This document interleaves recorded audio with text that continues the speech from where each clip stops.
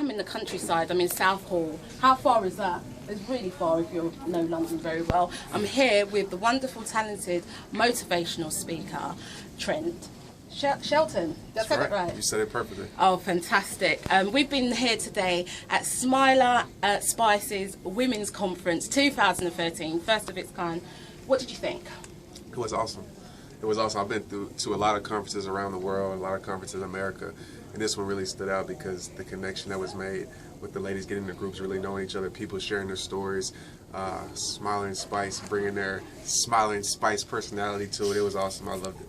So tell us a little bit about how you got to be here in London. Really Facebook, really. You know, actually making my videos, 2-minute videos that I do, and a friend of theirs saw the message, liked it, shared it to them, and they saw it and they said immediately God had told them to reach out to me.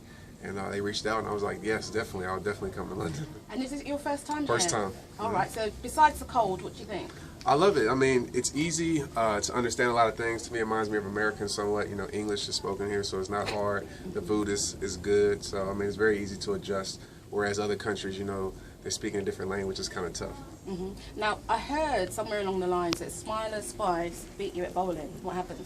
I don't know about that. No, I was playing. He forgot. Amnesia. Nah, and bowling's my thing too. Like, I usually bowl about a 170, but I told them before I came, it depends on the lanes and the shoes and the ball that you have. If you're a bowler, you know that. But they bowled good. They surprised me. I think they hustled me a little bit. But we're playing the team game. Our team won. So that's all that matters. Okay, well done, congratulations. Thank you. So today we talked about love, we talked about relationships. Now, you're not necessarily, like you said, a relationship coach. You don't even consider yourself to be a motivational speaker, but people do interpret you know, you as that. Tell us a little bit about how your journey was transitioned to this point.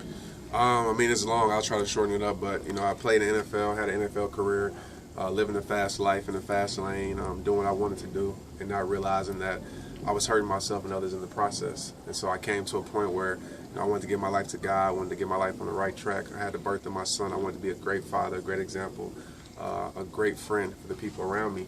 And, you know, I just started to rebuild my life, mind, body, and soul. And consistency, day after day, the small things, doing right. And it brought me to this point today. Just consistency, honestly. And you talked a lot about consistency getting you to greatness. Right. And you encouraged the group to do that because...